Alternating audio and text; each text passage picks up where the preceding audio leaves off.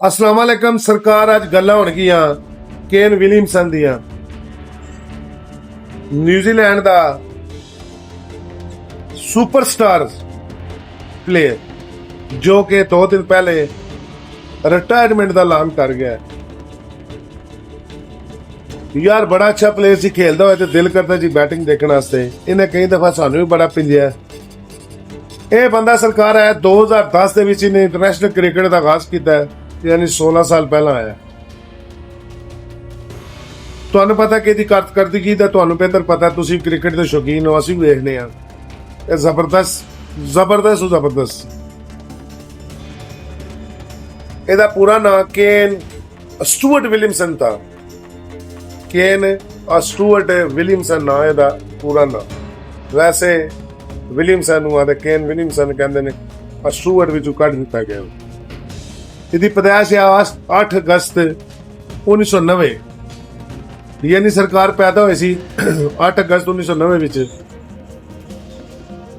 ਤੇ ਕ੍ਰਿਕਟ ਚ ਆਏ ਨੇ 2010 ਦੇ ਵਿੱਚ, ਯਾਨੀ 20 ਸਾਲਾਂ ਦੀ ਉਮਰ ਦੇ ਵਿੱਚ ਕ੍ਰਿਕਟ ਦੀ ਦੁਨੀਆ ਚ ਆ ਗਏ ਸੀ। ਉਹ ਮੁਲਕ ਦਾ ਤੇ ਤੁਹਾਨੂੰ ਕੀ ਪਤਾ ਕਿ ਨਿਊਜ਼ੀਲੈਂਡ। ਇਹਨੇ ਸਰਕਾਰ ਕੁੱਲ बैनुल-अक़वामी मैच खेले ने, रन्स बनाए ने, बैनुल-अक़वामी रन्स बनाए ने 19,346 रन्स इन्हें कीतियां ने। कुल मैच इन्हें खेडे ने 378 इन्हें कुल मैच खेडे ने, जिहदे विच 48 सेंचुरियां ने। इन्हें टेस्ट मैच खेडे ने सरकार होना 110, जिहदे विच टेस्ट रन्स ने 9,515। टेस्ट सेंचुरियां सरकार बंदे दियां ने 33। वनडे मैच इन्हें खेडे ने 175, वनडे रन ने 7,256, वनडे सेंचुरियां ने 15, T20 ने खेडे 93, रन ने 575, यानी 2,575। एक मिनट जरा एक रंगा लाया मैंने मोकला।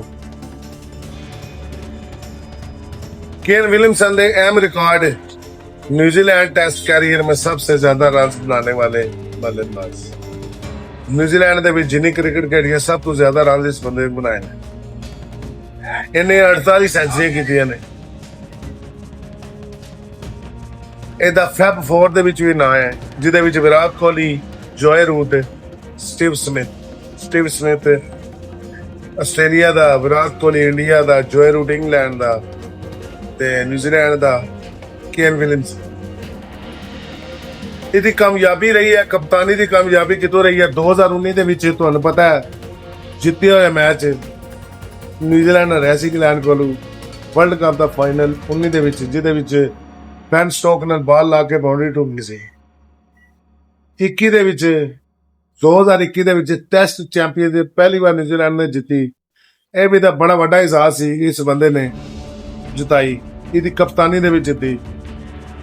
ਇਸ ਇਲਾਵਾ 2021 ਦਾ ਫਾਈਨਲ ਵੀ ਇਹ ਖੇਡੇ ਨੇ, ਲੇਕਿਨ ਉਹ ਵੱਖਰੀ ਗੱਲ ਹੈ ਕਿ ਜਿੱਤੇ ਕੋਈ। ਅੱਗੋਂ ਜਿਹੜੇ ਮੇਨ ਇਹ ਪਤਾ ਨਾ ਕ੍ਰਿਕਟ ਖੇਡਦਾ ਇਹਦੇ ਇੱਕ ਮੇਨ ਅਵਾਰਡ ਹੁੰਦੇ ਨੇ, ਦੁਨੀਆ ਦੇ ਬੇਸ਼ੁਮਾਰ ਇਸ ਬੰਦੇ ਅਵਾਰਡ ਦੇ ਨੇ। ICC ਦੇ ਨੰਬਰ 1 ਬੈਟਰ ਵੀ ਰਿਹਾ,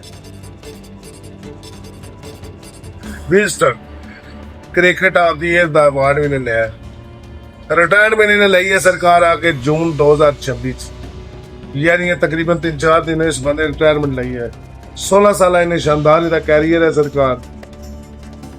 छोटी जी गल है,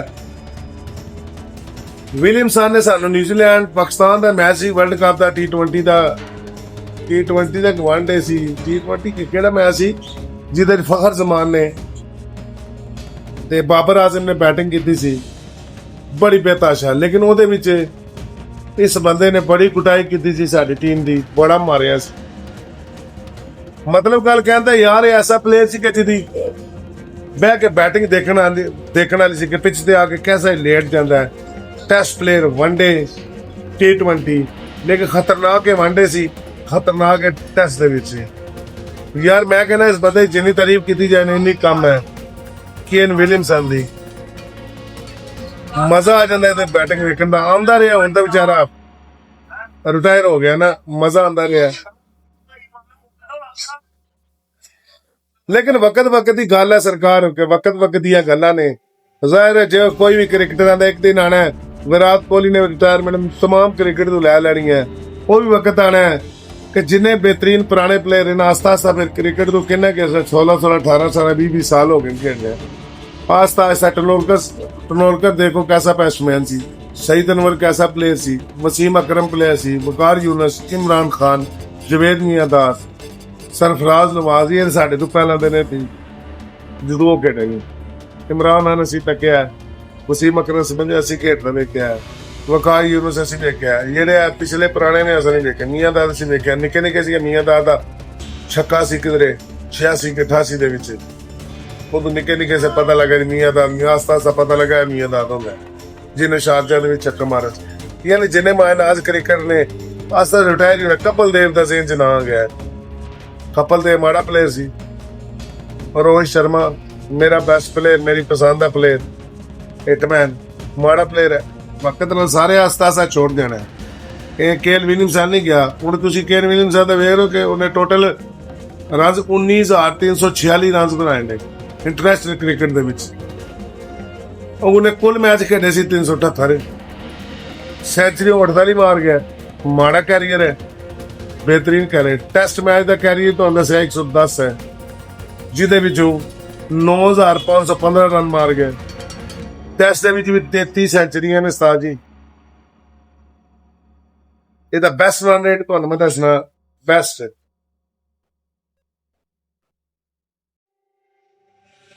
ਮੈਂ ਤੁਹਾਨੂੰ ਰਨ ਵੀ ਤੇ ਦੱਸਣਾ ਇਹਦੇ ਬੈਸਟ ਰਨਸ ਕੀ ਨੇ।